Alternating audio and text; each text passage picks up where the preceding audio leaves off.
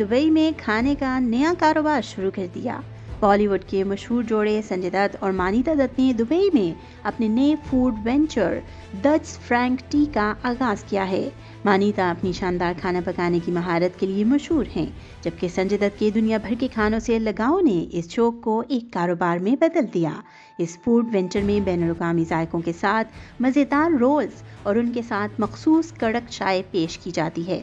Dubai में food delivery platform तलाबत UAE पर दस्तयाब ये मज़ेदार पकवान आसानी से घर पर मंगवाए जा सकते हैं। इस मौके पर मानीता दत्त ने इंस्टाग्राम पर एक वीडियो शेयर की, जिसमें संजय दत्त खुद मज़ेदार रोल तैयार करते नजर आए।